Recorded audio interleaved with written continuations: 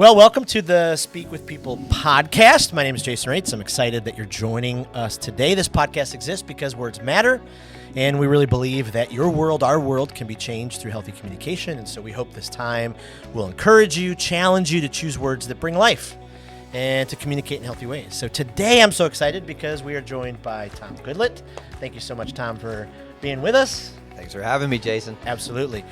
Today we're going to dive into this idea, this topic of how can we, as leaders, raise up other leaders and specifically look for ways to speak truth into their lives.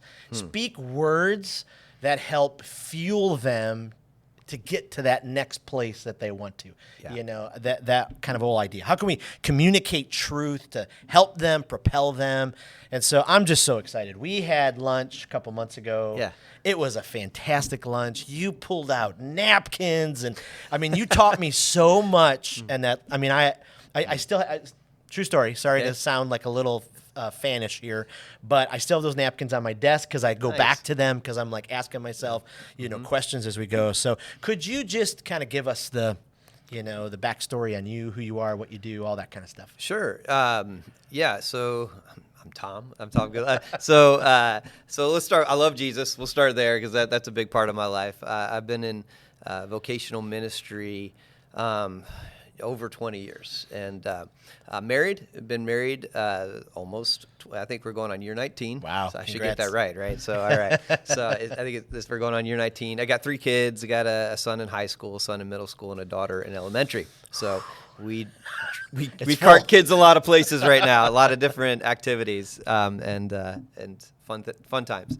My background would be in ministry. Always have had a passion for leadership, and in ministry, always had vehicles and opportunities to do more and more leadership development, even if it's like my own development, and cherish that, built that in, whether it was in youth ministry, adult ministry.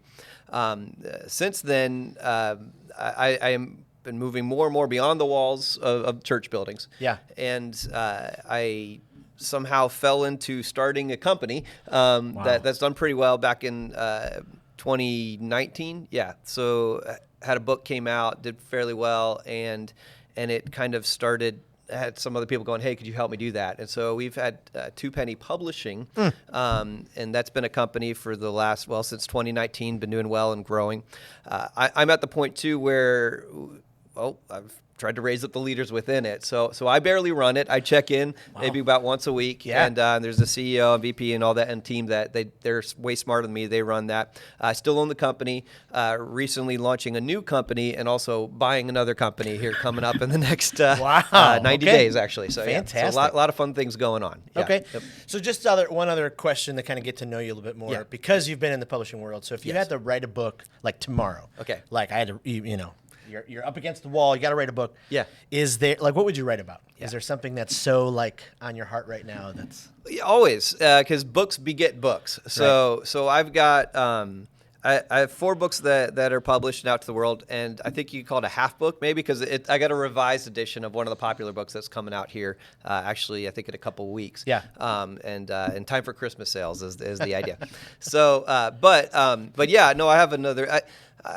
It's not ready to be a book yet, but it's the journey I'm on, and it's something to the effect of being healthy, wealthy, and whole. And the idea that I feel like God's got me on a journey right now where He's definitely challenging me to be healthier, and what does that look like?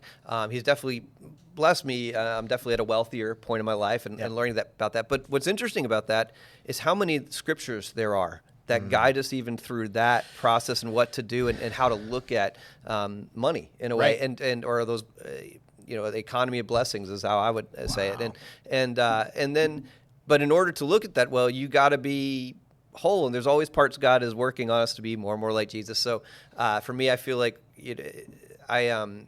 here's a quick backstory. I went on a 2-month vacation with my family over the summer, which was wonderful. And I came back from that having this idea, God's got me on this journey. It's time for Tom 2.0. And so since from August on, I've been going, okay, healthy, wealthy, and whole. How can I become healthier, wealthier, and holier? Yeah. and who do I need to involve in my life to help me get there. And so I've learned a lot just in the last few months, and on this journey, I'm excited about it. Eventually, it's probably turns into a book. But if that's what I had to start writing right now, it would be some of the experiences. Yep, well, we're on to something maybe. Well, I'd get on that book launch team because that that was already exciting. Yeah. Okay, so jumping into the content of this this episode, we're looking at raising up leaders. If you're a leader, you're someone who has influence in your life. Someone has probably poured into you, this process of pouring into others. When did it click for you? Like when, as a leader, when did it click for you that, wow, my life can really mean something even more when I start pouring in, raising up other leaders? Yeah. Well, I think first we just gotta honestly acknowledge about leadership in general. I like how John Maxwell says leadership is influence. And so we all have influence. So by definition, we're all leading at some level. Yep. And it's just really whether or not you're a bad leader or a good leader, to be honest. Right. I mean, and you talked about, in the beginning that it's truths, how can we pour truths? Well, great leaders pour truths into people. Bad leaders pour lies into people. I mean, you could look at it that way. Yeah. And so people are following us whether we want them to or not. It's whether or not we embrace that role of the truth of we are influencing other people, and do we want to influence them well, or do we want to do damage to them as they follow us? And so I had a leader who it was a frustrating relationship, but they were older than me. They were higher on the org chart than I was, and so they would often say, we got two different leadership styles, and getting out from under their grip, I've kind of looked back and realized, no, you just are a bad leader. Like you just, if you look at the trail behind you, there are bodies strewn about and people wounded and trying to get over the lies that have been poured into them. Yep. And I had somebody challenge me to be a great leader no matter where you are in the org chart. Wow. But you asked me the question of when did it realize, and I don't have a defining moment. Yeah. I think this is something that was probably poured into me in some ways by my parents, even growing up. I watched them in ministry. I remember them saying things of, you're always working yourself out of a job, which means then you're raising up other people to take over that job. Yep. Which means there'll also be another job waiting for you to raise up those people so they can do it. And so that always happens. Talking about equipping the saints for service or discipleship, that's the one. The last thing Jesus told us while on this earth, that to go and make disciples and to teach them, and it's leadership development. And so I think I've heard it all my life in a way. Yeah. But the moment I embraced it was probably like most high schoolers had a rebellion in high school, and then kind of coming out of the rebellion, had an opportunity to be a part of leading my peers in a group. And that really pushed me to that, maybe I could use these powers for good, and help people rather than hurt people. I had an opportunity, it was freshman year of college that summer. And I somehow got this. I wasn't a ministry major. I was a communications major. That's television, radio. That's what I'm going to do. But why not? I had a church that could pay part-time for 2 months of the year to have a part-time youth pastor at their church, a little church. And, but it was awesome. And so I was 18 at the time. Like I turned 19 that summer, and I had 18-year-olds in my youth group. Wow. And I'm going, okay, I've got them. What am I going to teach them? Yep. And going, do we start going through the Bible? Do we start going through spiritual gifts? What do we talk about? I don't know. What do we talk about? And my mother's the one who challenged me and said, okay, when in your faith walk to this point have you most been on fire about your faith? And I knew it right away. And it was the time I was leading that group. It called me the time I was inviting people to church. The time, because all of a sudden they'd ask questions, and they were following and asking, and it forced me to get smarter and have to lead. Forced me to embrace the leadership role. Yep. And it was. And I think there's something very meaningful when we embrace that I believe God has called us here to influence people and to make disciples and to lead them. And when we can embrace that and then embrace the challenge of, and I want to do well at that. Yeah. And then all of a sudden there's something very meaningful in that. So those are probably some pivotal times in my life where it started clicking for me and realizing this feels good. This feels meaningful. This feels like it serves a greater purpose. And it leaves a legacy. Yeah. Right, that's what you want, right? Absolutely. You spend your breaths and hours, and at the end of the day, who did you help? Right. And I think that's way more meaningful. But going back to what you said when you first started that, it's just so contrary to us at some point, especially younger leaders. Like, why? Wait a minute. Why would I help someone else? I need to be there, And so it's that process of getting there. And I just loved what you just walked us through there. I could tell you what took away an excuse for me, and this was later on into ministry. This is when I had kind of a bad leader above me, or just somebody who's using bad leadership skills. We can say that. I had another staff member at church who decided for some reason to pour into me, gave me a book called 360 Degree Leader by John Maxwell. And the whole idea of that is that in leadership, a lot of times we think it's pouring down to the people below you, right? It's, we accept that, the people who are willing to follow you at that level. But leadership's also pouring out across to the people who are on the same place in the org chart or same place in life you are. And great leaders also lead up to the right. And so I was like, oh man, that really that took away all my excuse, because my excuse before that is I'll become a better leader when the guy above me becomes a better leader. Right. Exactly. And so now it was the challenge of, oh no, I get to decide now, no matter where I am on the org chart, what kind of leader I want to be and what kind of influence I want to do down, across, and up.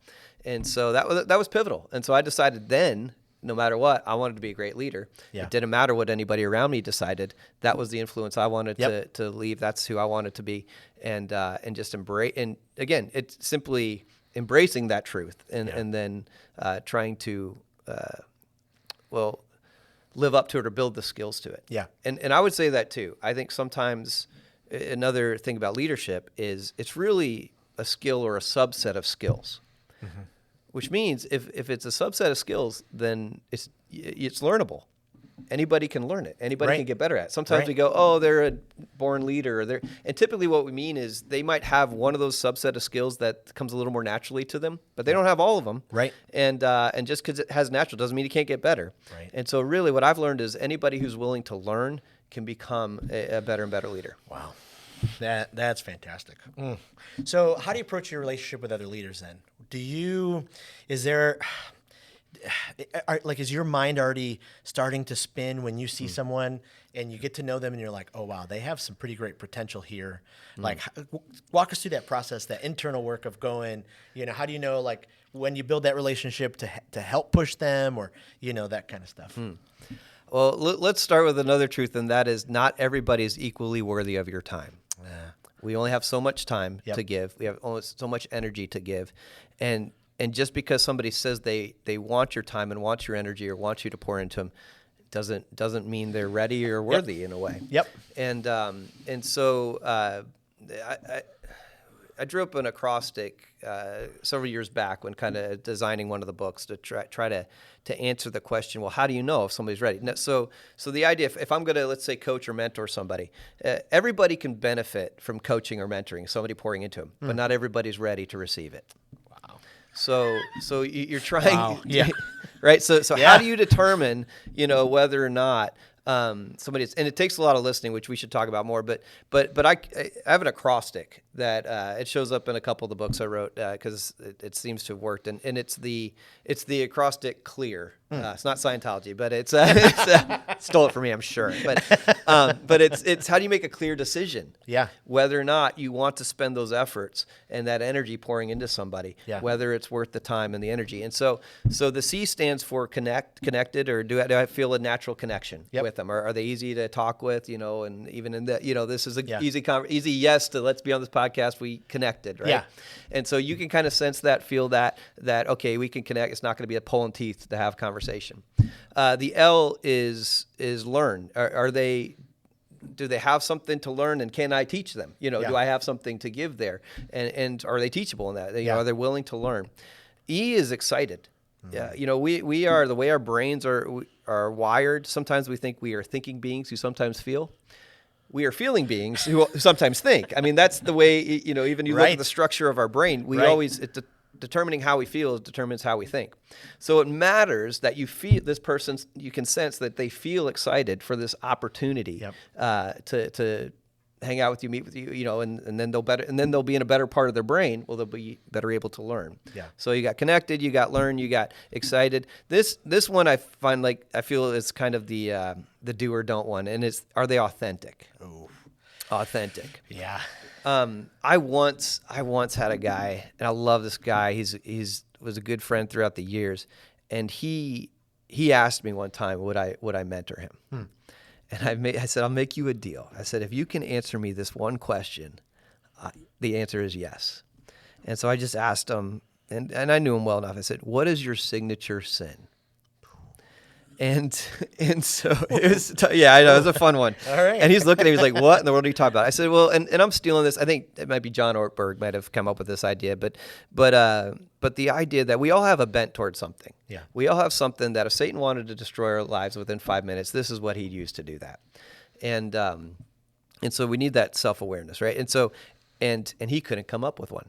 I knew it right away. I knew exactly what it was. It was, if you just mentioned the word pride, yeah, but that was right. it. It's too proud. And so to think that could exist. And I said, well, when you come up with an answer for that, let's talk. Wow. And again, I think it would have benefited him, but he wasn't ready. There were too many layers of the onion to peel. Yep. And he wasn't ready he wasn't being real with himself.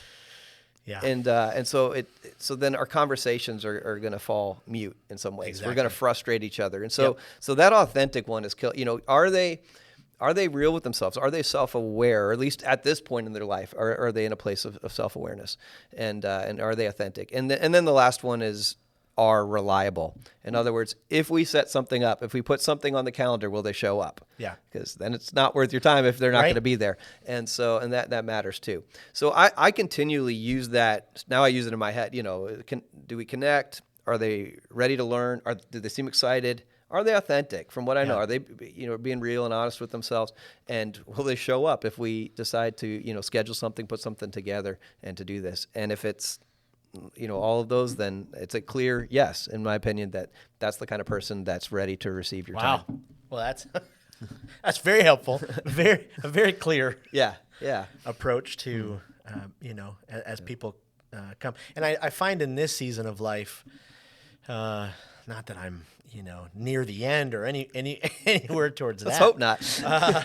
But it's just so different, late 40s compared to late 20s, late 30s, where, there's just so much. It was, it's a lot like a TikTok video I saw the other day of two guys playing ping pong. Okay. One was an older seasoned guy, one was a young guy. The older seasoned guy did not move at all. And he just made the young guy go back and forth and back. I mean, it's that I feel like in that I do that season, to my boys, by the way. We play ping pong, right?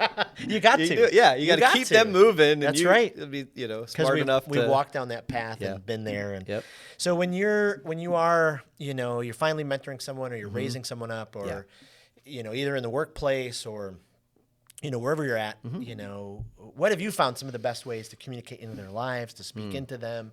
To walk us through that process. I'll say this: the best or the most important part of communication is listening. It's the most neglected. Yeah.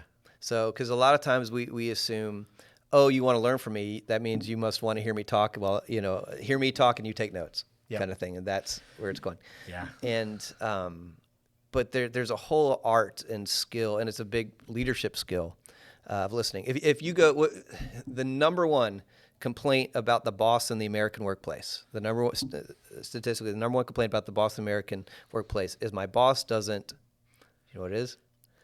It's listen to me. Right. That's it. I mean, the moment I say it, you feel it. I know. You probably think about it, right? I was like, yeah. And you did. And probably people are like, yep, that is. How many times have I complained? My boss doesn't listen. If they would just listen to me, if they would just hear me, if they would just do that. But it's often the most neglected. And so a lot of times we might be in a position of leadership, and we think our position is to tell everybody what to do. I was working with a CEO friend of mine who he said it took him, 2 or 3 years to realize that at his staff meetings, he thought his job was to speak for 45 minutes and then let them respond for the next 15. Oof. And he realized they don't care if I speak 15 or 5. They want to talk for at least 45. And we get way more done when I just listen and to do that. Right. But a lot of times we think, oh, I'm the leader, therefore I'm the talker. Yep. And so, yep. And so to me, it's one of the hardest skills, especially if a lot of times people who see themselves as the leader see themselves Yep. as the spotlight holder too. And there's time and place for that. Yep. For but sure. But it's not 100% of the time. Right.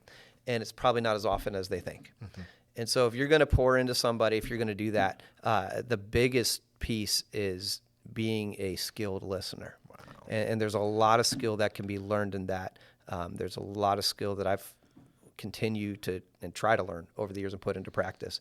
And I'll say this, a mentor of mine once shared, a problem identified is half solved. So, but the only way you properly identify a problem is by listening. Right. And identify. And here's another stat. 85% of the time what people tell you is their problem is not the real problem. There's some layers to peel. So so if you just jump on something they say and start talking and solving, most likely you're not really solving anything because that's not the real problem. Wow. And so if you take the time to properly identify it, you're already 50% closer to having it resolved. Yep. Yeah. It's just incredible. I mean, we talked about bad leadership earlier. I think about unhealthy leaders, and just what you said there, they just have to hold the spotlight all the time.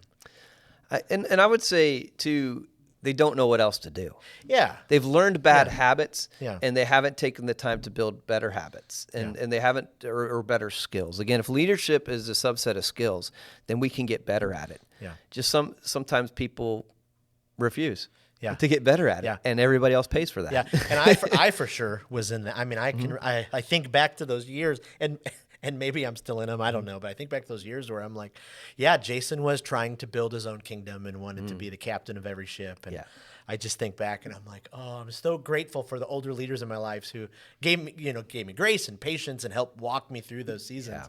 Yeah. And now I'm grateful for those moments that had to wipe out the legs underneath me to deal with the pride and some of those kind of things. Well, it matters too how you look at those, doesn't it? And so, a phrase my kids are sick of hearing me say, but I say it all the time. Sometimes you win, and sometimes you learn.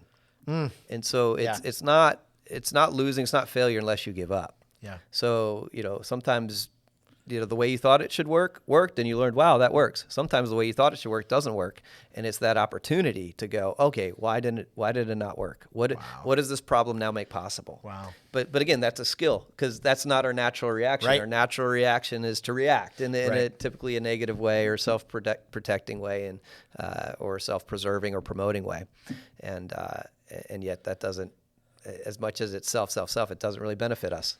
Or the people around us to look out for us. Absolutely. Yeah. I was thinking about a couple of your books. One of them was Mentor You. Yeah. And you talk about helping leaders kind of, mentoring them to take their next step. And I was just thinking about the companies that are out there, the organizations who just, because of the busyness of everything and their strategic plan and all that, they just put this much effort, just a little tiny effort, into that leadership development, mentoring. And, I think of books like yours where I'm like, oh, if some of these companies could just grab hold of, investing that time into their people, the fruit from that would be huge. I could tell you statistically that companies that take on average at least a day of training for their employees, like put them in where they're skill building, on average that employee is 218% more profitable for the company. Just incredible. The people who invest in their employees, those employees, just even if they do it a little bit. Yeah. I mean, the more you do it, the statistics rise up. But if you just do it a little bit, I've seen your salespeople become somewhere between 20 to 40% better at sales. Wow. We know there's people who invest in the workplace and in those skills and those employees, 37% less absenteeism because people want to show up to a job they like. Right. We know that people who micromanage tend to make more mistakes and cause the company more money. Which is ironic because you micromanage them, right? I got to be in it. I have to be in it so they don't make mistakes. But when we put stress and pressure on people, again, we're always feeling. We don't think well, and it typically throws us into the back part of our brain where we make decisions, where we typically know we're functioning in the back part of the brain when we feel anxious, angry, or anemic. We feel drained because your brain's burning more calories than any other organ in your body, and it's especially when you're stressed out, it's burning them. And when we know when we're in the back part of the brain, we're on average 18 less IQ points using. So we're literally dumber. So when we stress out, when you have a bad leader who comes in and I like what the 1 Minute Manager guy, Ken Blanchard. Yeah, he talks about seagull leadership. where the boss comes over, hovers over you for a while, craps on you, and flies away. Steals your ice cream cone. Yeah, and and there you are, just miserable. It's like we're literally dumbing our people down Right. by being that kind of leader who comes over and demoralizes people or stresses them out and does that. And now we've actually set them up to meet our expectations even less. Wow. And Yep. so again, it's skill. There's better skills that work that actually allow your people to perform way better. I mean, if you think about it, let's be honest, the average employee isn't waking up in the morning going, how can I do terrible at my job today? How can I disappoint my boss and upset my organization? Right. We wake up going, how can I do great today? Right. And a lot of times we have better ideas of how we can do great than the person above us. But a lot of times the person above us who's determining how we're supposed to do our job. And a lot of times they get in the way. Wow. And they get in the way of our momentum or what could benefit the organization. Right. But anyway, there's skills to open that up and to do that. So what holds back, younger leaders, older leaders, really? Yeah. It's what holds people back from, trying to find a mentor or trying to find that person or on the flip side, being that voice into others. Because I know that there are a lot of people listening who, they could be speaking life into the people generations below them. Yeah, I think really a lot of times what holds them back is they don't know who to mentor. Yeah. I think a lot of times that clear thing helps out. They don't know who they should be investing into, and they don't know how, like what to do. And so one of the reasons I wrote that book was just to create a resource to create conversations. Yeah. And conversations where the mentor needed to set them up to listen more to the mentee and set them up for great conversations and to do that. So, but I think that's a lot of times the hang up. They don't know where to start, who or how to pull that off. Yeah, for sure. Yeah. So what's a piece of advice you could give to leaders as they look to speak into other people's lives? Yeah. That would be make sure you set yourself up where other people are speaking into your life. Oof. So the best mentors are the ones who are being mentored. Mm-hmm. The best there's kind of a rule of thumb that I try to teach and I try to live by too, that I've always have people who are before me. In other words, they're ahead of me in life and they're pouring into me. I've got people beside me, we're rooting on each other, and I've got people behind me that I'm pouring into. And the thing is too, I would say, I wouldn't just say, I think Dr. Henry Cloud, he talks about this, some other guys, where the idea of it should be lopsided. It should be lopsided that you have more being poured into you, so that what you're pouring out is high quality to others. Wow. But a lot of times what I see is the other way. I see the other way where it's like, I'm pouring into all these people and stuff like that. But what you're pouring into them isn't very good because they're it's more drain than gain.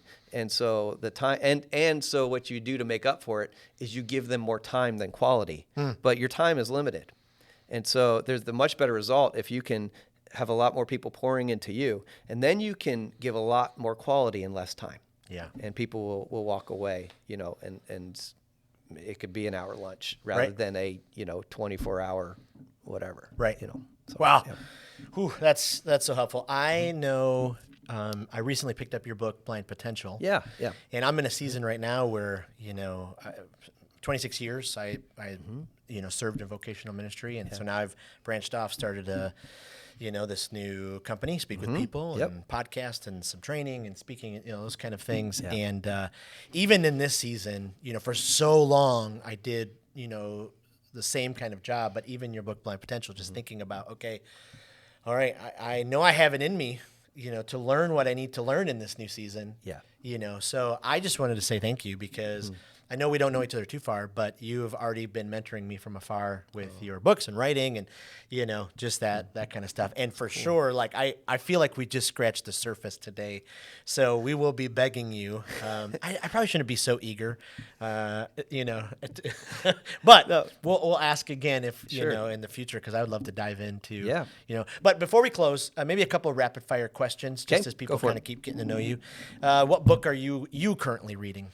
I happen to be reading Boundaries for Leaders by Dr. Henry Cloud. Okay. But I just finished Astrophysics for People in a Hurry by Neil deGrasse Tyson, because somebody just challenged me to read that book because it's so different than anything I do. Okay. And it's amazing how much God, actually you can draw out of that book. But that was a weird book. I was like, yeah, sure, I did it. So I knocked it out. So. If you're a podcast listener, do you have a favorite podcast? Obviously, the Speak with People podcast. All right. Second to that The Ron Burgundy podcast. Sometimes you just gotta laugh, Stay man. classy. And Will Ferrell is ridiculous. Stay classy. And so sometimes I just need that break, from Absolutely. astrophysics to Yeah. Anchorman. So no, I like that one. I do on the leadership and business end. I do like the Business Made Simple podcast. That's so clean and cut. Don Don Every Miller's episode. he's worked so hard at putting out a great product. All right, last rapid fire question. I know we talked about earlier if you had to write a book, but are you currently working on a book? I am not. I'm currently working on a company. So I've got Two Penny Consulting is kind of currently officially launching. It's the kind of work I've been doing and I'm about to do more of, and so just kind of finding a home base for it. So there is twopennyconsulting.com, TWO. Okay. pennyconsulting.com. And you can go there. And with that, we are doing, again, this is stuff I've been doing, but now we're just doing more of it and focusing and going broader. And we do really three things: training, tracking, and troubleshooting. And so the training that we're doing and teaching and looking to book more in the coming year is training on a course called Leader Effectiveness Training.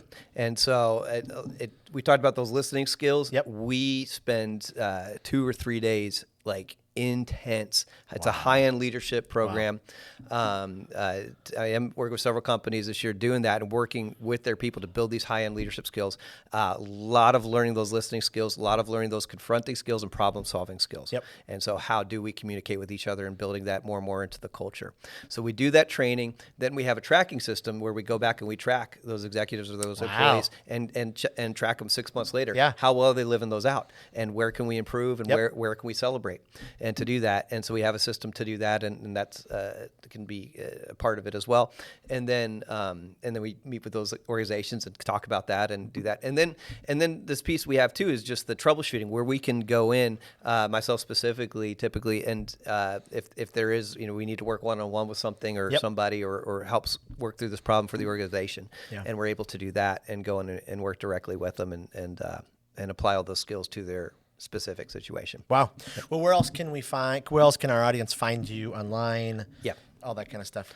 Man. Well, you can go to twopennyconsulting.com. Yep. If you're interested in publishing a book, we help you get that book from your heart into your hand. You can please check out twopennypublishing.com. That's what we built. I don't know anybody else doing what we're doing. It's a very unique way to go about publishing, but we've got people. We just published somebody's 4th book with us. I mean, like they're happy.